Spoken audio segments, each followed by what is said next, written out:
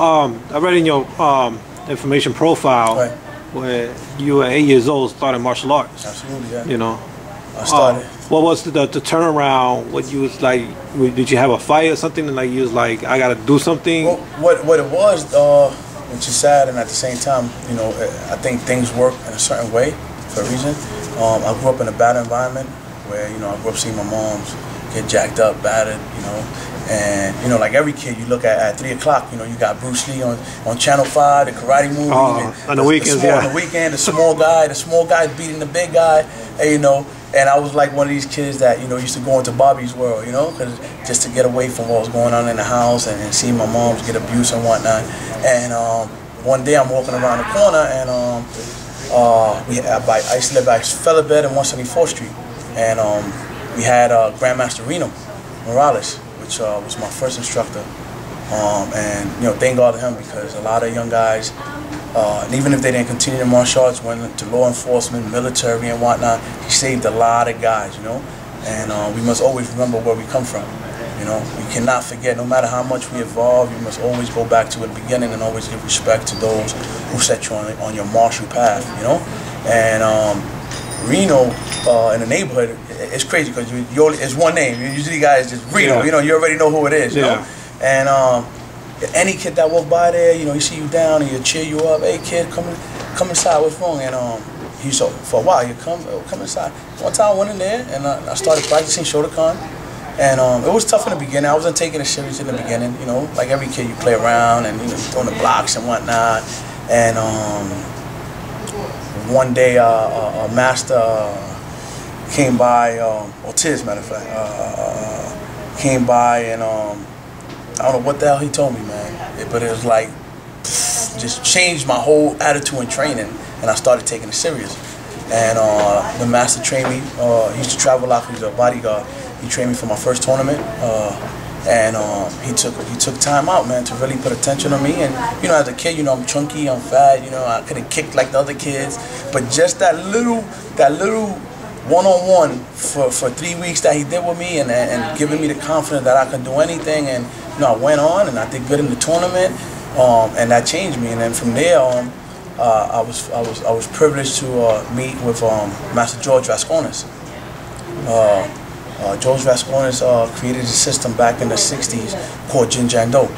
Jin Jan Do is a Chinese, Japanese martial arts form, which is a combination of many, you know.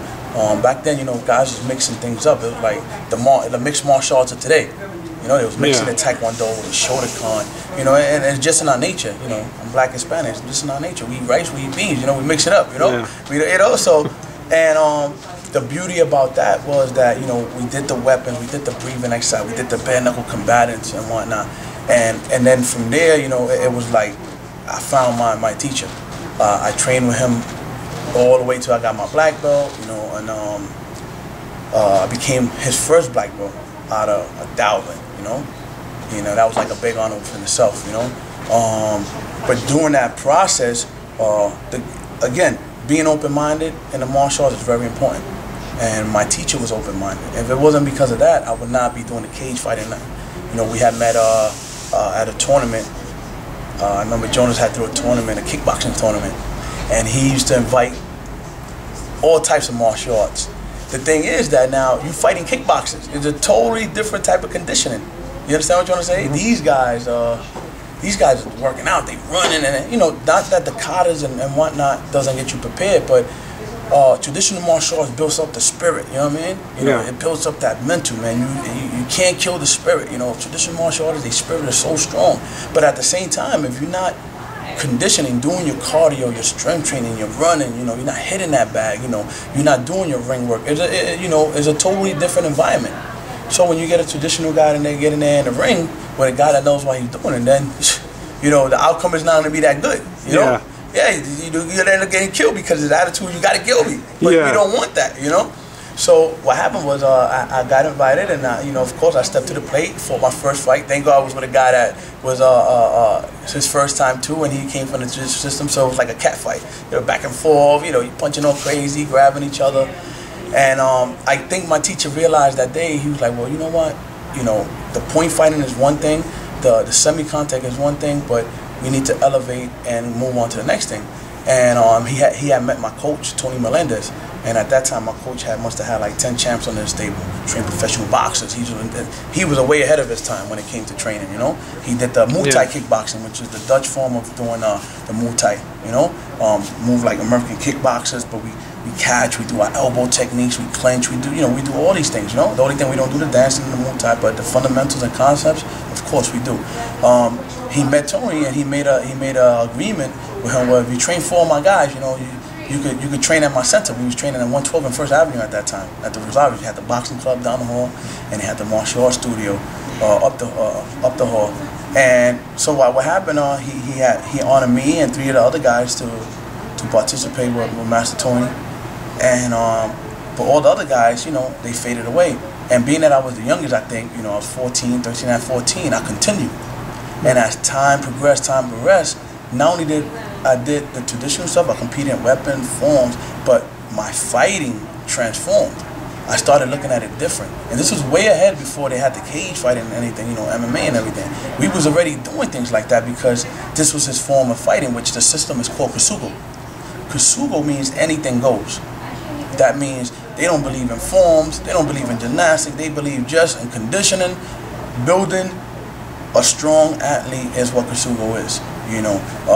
Everything realistic and to the point, like I said earlier. Your boxing, you know, your Chinese boxing, your trapping, different concepts of judo, jiu-jitsu, whatever works, they use, you know. So it was like a brotherhood where different martial artists would come and exchange and actually exchange different forms. My grandmaster, Ruben Morales, which is, if you go back, they had him as, when Bruce Lee died, the next contender for Bruce Lee's throne, you know. He started the system, and as generation and generation passed down, it evolved and evolved.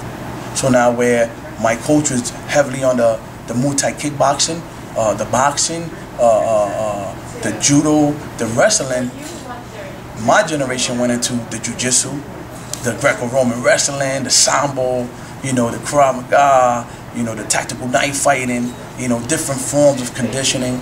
You know, so it just kept evolving. So you figure 10 years down the line now, when my guys get their black belts, you know, they continue to evolve. But the same, like I was telling you earlier, the etiquette of the martial way is still there. We still bow.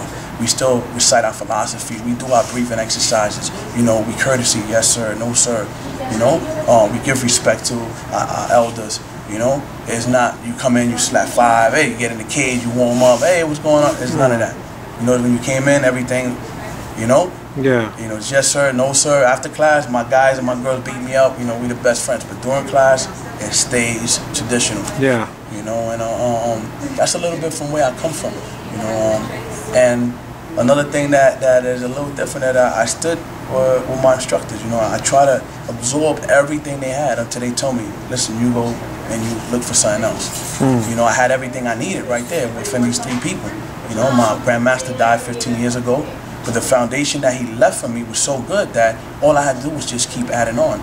Or the moment I was tossing, I could absorb it good because I had a good instructor. Not only did he teach me, but he taught me how to teach. You understand? Yeah. And then my coach, you know, my coach stopped teaching me, again, like 10 years ago, but every time he comes and share different things. And now Grandmaster Reno always was always around me, you know. Good literature to read, you know, he always believed, you know, you gotta civilize the mind and make the body savage. 90% mental, 10% physical. That was his philosophy, you know, that's his philosophy. You know, I owe it to these guys right there. You know, without them, I wouldn't be here. You know, I'm Black Hispanic with one of the biggest MMA schools in the Bronx, or probably the biggest, you know. I want my kids from the neighborhood to be able to come to a place where, you know, they wouldn't be able to go if they was going downtown. You know, I try to set my prices where, you know, listen, it's easy to afford, you know. Oh, okay. You know, because right now martial arts is big business, man. Kids can afford $350. I was fortunate, you know. I didn't have to pay, but I paid other ways. You know, I honored my teachers other ways. I fought, you know, I sweat, I bled, all these things, you know. So, you know, but things have changed these days. Can you share what a real world experience where you actually knew of self-discovery that martial arts works? Not only did it work, what the hell I had to change. Okay.